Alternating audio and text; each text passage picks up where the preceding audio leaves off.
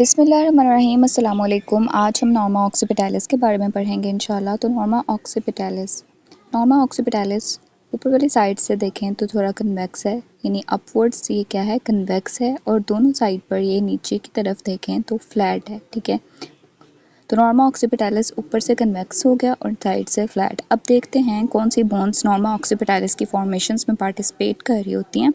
तो नॉर्मा ऑक्सीपिटैलिस की फॉर्मेशन में देखें तो अपर पार्ट आ रहा है किसका, दोनों पैराइटल बोन्स का अपर पार्ट आ रहा है, ठीक है, किसका, ऑक्सीपिटल बोन का, और इसके अलावा नीचे वाला कुछ पोर्शन, और साइड से इसका ये मेस्टॉइड प्रोसेस है किसका, टेम्पोरल बोन का। तो mastoid process of the temporal bone on each side. Norma occipitalis basically skull का पीछे वाला पोर्शन है, तो इसमें पैराइटल, ऑक्सीपिटल और mastoid part of temporal bone आ गया।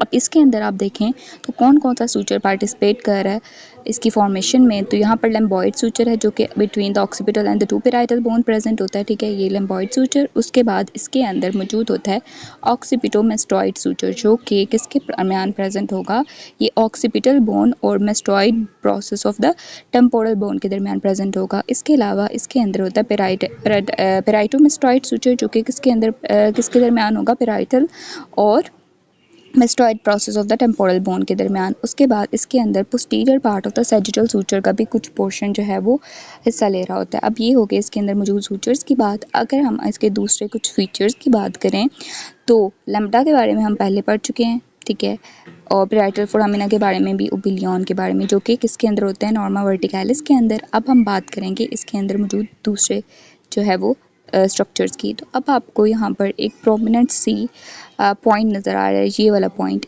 ये यहाँ पर जो पॉइंट है ये वाला, this is known as external occipital protuberance, जो कि इस नॉर्मा के लोअर पार्ट में एक मेन प्रोमिनेंस है। ठीक है, और इस प्रोटूबरेंस के ऊपर भी एक मेन पॉइंट होता है जिसको हम क्या कहते हैं, इनियन। ठीक है, इस प्रोटूबरेंस के ऊपर जो मेन पॉइंट है उसे हम क्या कहते हैं, इनियन।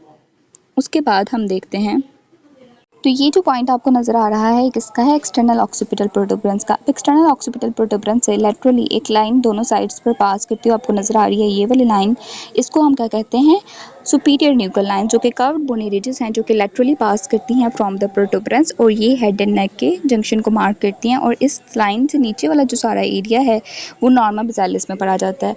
अब इस हाईएस्ट न्यूक्लियर लाइन से 1 सेंटीमीटर ऊपर जो है वो सुपीरियर न्यूक्लियर लाइन्स होती हैं, जो कि हमारे पास इस प्रोटूबरेंस से लेटरली ही पास कर रही होती हैं, but they are 1 centimetre superior to the superior nuclear lines. ठीक है, अब ये कौन सी लाइन हो गई, हाईएस्ट न्यूक्लियर लाइन।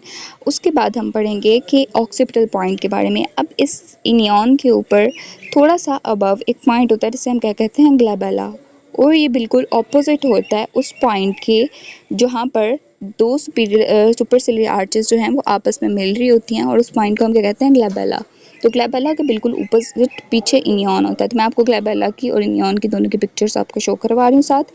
इसके बाद हमारे पास ये जो मेस्टॉइड प्रोसेस हमने पढ़ा है किसके अंदर, टेम्पोरल बोन के अंदर, उसके अंदर मेस्टॉइड फोरामिना होता है। ठीक है, जो कि क्या होता है कि mastoid part of temporal bone के ऊपर लोकेटेड होता है। अब हम पढ़ेंगे इनका बोन के बारे में, जो कि मैं आपको सेपरेट दिखा रही हूँ यहाँ पर। इनका बोन क्या होती है कि ये एक इंटरपेराइटल बोन होती है जो कि कभी कभी प्रेजेंट होती है। अब ये ट्रायंगुलर इन शेप है, और ये क्या होती है, एक्सिपिटल बोन के स्क्वेमस ऑक्सीपिटल बोन के ऊपर जो है वो लोकेटेड होती है, apex of squamous occipital bone.